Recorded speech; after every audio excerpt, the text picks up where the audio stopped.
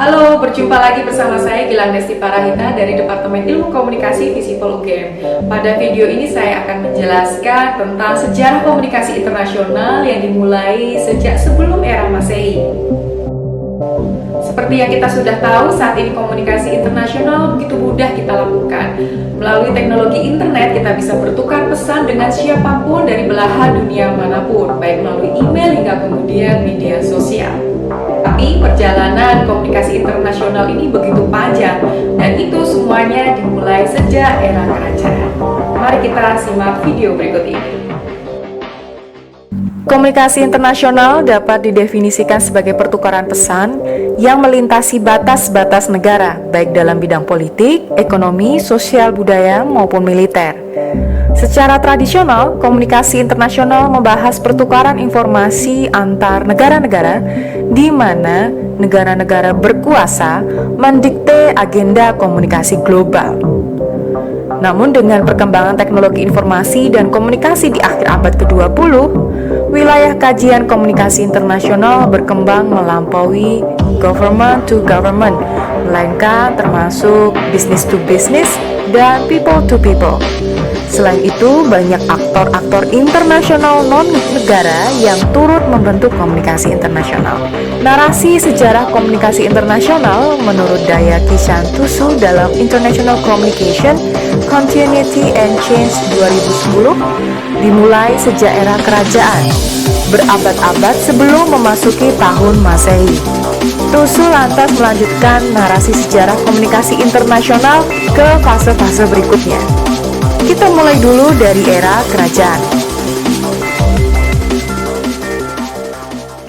Komunikasi era kerajaan. Dari Persia, Yunani, Romawi hingga Inggris, komunikasi menjadi bagian penting dalam menegakkan otoritas kekaisaran dan perdagangan internasional. Akta Diurna digagas oleh Julius Caesar yang menjadi cikal bakal media berita pertama di dunia. Titah Kaisar India, Ashoka, tertulis di bebatuan ditemukan di banyak sudut di Asia Selatan, dari Afghanistan hingga Sri Lanka. Prajurit-prajurit berkuda, para pejalan, pedagang menjadi jalur komunikasi informal di wilayah Yunani, Roma, Arab, India, dan Cina. Teknologi komunikasinya berbentuk tablet tanah liat, papirus, dan kodeks. Pada abad ke-8, Cina menemukan kertas yang kemudian menggantikan perkamen yang biasa digunakan di dunia Islam. Percetakan Cina juga terdifusi ke Eropa melalui kaum Moor. Namun baru saat Johann Gutenberg menemukan alat cetak pres, komunikasi global baru bertransformasi. Revolusi industri di Eropa Barat mendorong perdagangan internasional termasuk kolonialisasi. Inggris mengkoloni banyak negara di dunia berkat teknologi kapal besinya, mesin uap, dan telegraf elektrik, juga penentuan garis khatulistiwa Greenwich. Era telegraf yang dimulai sekitar tahun 1800. Komunikasi kekaisaran berubah berkat temuan Samuel Morse pada 1837. Telegraf memungkinkan transmisi informasi secara tepat, menjamin keamanan dan kerahasiaan. Komunikasi bisnis yang pertama memanfaatkan teknologi itu. Inggris memanfaatkan telegraf untuk menyatukan kerajaannya. Perancis menggunakan telegraf untuk membantunya menjajah Aljazair.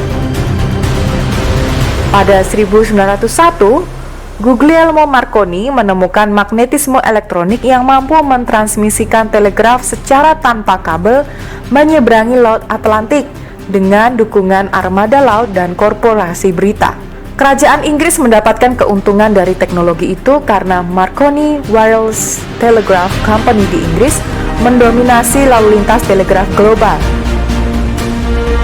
Perusahaan kabel itu bertahan hingga akhir Perang Dunia Pertama. Penguasaan Inggris atas jalur komunikasi internasional melalui kabel dan telegraf diprotes oleh Amerika Serikat. Semestinya komunikasi via kabel dikelola melalui lembaga internasional. Amerika lantas menguasai teknologi baru saat itu, yaitu telepon. Bell Telephone Company dibangun oleh Alexander Graham Bell pada 1877. American Telephone and Telegraph atau AT&T lantas menguasai langit Amerika menggunakan sistem Bell. Era agensi berita pada 1830-an. Industri surat kabar memainkan peran signifikan pada perkembangan jaringan telegraf internasional, yaitu mampu mengeksploitasi peningkatan kebutuhan akan berita, terutama terkait informasi finansial yang dibutuhkan dalam perdagangan internasional.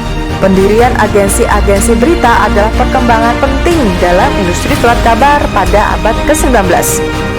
Kebutuhan informasi komersial seperti perdagangan, peternakan, nilai tukar, ragam komoditas, hasil panen, telah memastikan bahwa agensi berita berkembang dalam arti pengaruh maupun jangkauan.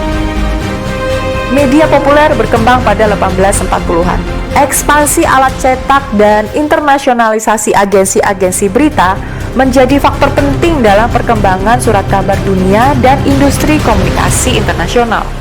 Beberapa surat kabar di Asia muncul, misalnya The Times of India, The Straits Times di Singapura, Al-Ahram di Kairo, dan Asahi Shimbun di Jepang. Dapatkah Anda menyebutkan surat kabar pertama yang muncul di Nusantara saat itu? Internasionalisasi budaya massa dimulai dari industri film, mengikuti film screening pertama di Paris dan Berlin pada 1895. Tahun berikutnya, film ditayangkan dari Bombay hingga Buenos Aires. Pada abad ke-20, periklanan berkembang menjadi lebih penting dalam komunikasi internasional.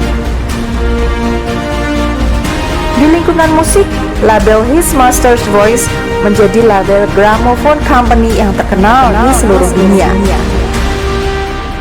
Radio internasional pada 1900-an. Sebagaimana teknologi-teknologi lainnya, negara-negara barat adalah yang pertama yang menggunakan komunikasi radio untuk berbagai kepentingan. Pada 1906, konferensi internasional radio telegraf pertama dilakukan di Berlin, di mana 28 negara berdiskusi tentang standar perlengkapan radio dan prosedur untuk mengurangi interferensi. Selama Perang Dunia Pertama, kekuatan radio lekas dikenali kemampuan vitalnya untuk mengelola opini publik, baik di dalam negeri maupun propaganda di luar negeri, diarahkan ke sekutu dan musuh. Komunis Rusia adalah kelompok politik pertama yang menyadari posisi strategis dan ideologis penyiaran, dan menjadi pihak pertama yang melakukan siaran publik yang direkam dalam sejarah propaganda tanpa kabel. Pada 30 Oktober 1917, suara Lenin bergema melalui radio. Mulailah kita memasuki fase Perang Dingin pada 1940-an, di mana terjadi propaganda komunis dan persuasi kapitalis. Pada 1940-an hingga 1970-an, banyak negara yang mulai membebaskan diri dari negara-negara koloni yang berasal dari Eropa. Selama Perang Dingin, Uni Soviet dan Amerika Serikat berupaya meraih pengaruh internasional dengan mempropagandakan ideologi masing-masing, yaitu komunisme dan kapitalisme, terutama di kawasan bekas jajahan koloni Eropa di Asia dan Afrika, termasuk Indonesia. Uni Soviet berupaya untuk meluaskan gerakan anti-Barat dan mempromosikan komunisme. Barat tertarik untuk melanjutkan kontrol atas bahan mentah dan membangun pasar baru untuk produk-produk Barat. Media yang berkembang di negara-negara Asia dan Afrika saat itu sebagian besar dikontrol negara dan tidak dapat berkompetisi dengan media asing. Amerika Serikat melalui Voice of America meluaskan suaranya di Asia melalui Jepang, Thailand, dan Sri Lanka. Mulailah kita memasuki fase komunikasi internasional dan pembangunan, ketika Perang Dingin membagi dunia menjadi blok Barat dan blok Timur. Hal itu berdampak pada pembangunan di negara-negara dunia ketiga yang bermaksud untuk menghindari politik blok dan berkonsentrasi pada emansipasi ekonomi bagi penduduknya. Dunia saat itu terbagi di antara dunia pertama yang kapitalis dipimpin oleh Amerika Serikat, dunia kedua oleh Moskow dengan komunismenya, dan sebagian besar negara-negara yang ingin berada di luar pertikaian kedua blok itu berada sebagai dunia ketiga.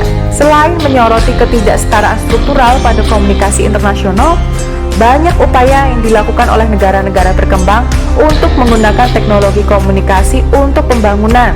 Dengan dukungan finansial dan teknis dari Barat, negara-negara itu bermaksud menggunakan teknologi televisi satelit untuk memperkenalkan literasi dan informasi kesehatan, juga untuk menyebarluaskan konsumerisme dan mengubah perilaku tradisional masyarakat menjadi lebih modern.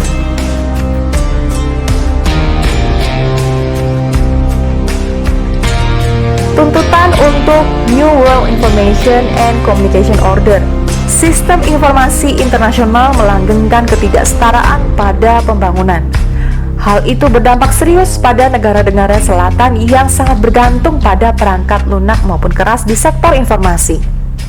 Kebijakan-kebijakan penyiaran Soviet ditujukan untuk melawan propaganda Barat dan membentuk hubungan internasional di antara negara-negara komunis setelah perpisahan Soviet dengan Cina pada 1968. Demikian tadi pemaparan tentang sejarah komunikasi internasional. Bagaimana menurut teman-teman? Apakah ketidaksetaraan dalam komunikasi internasional masih terjadi hingga sekarang? Sampaikan pendapat teman-teman di kolom komentar di bawah video ini. Terima kasih dan sampai jumpa di lain kesempatan.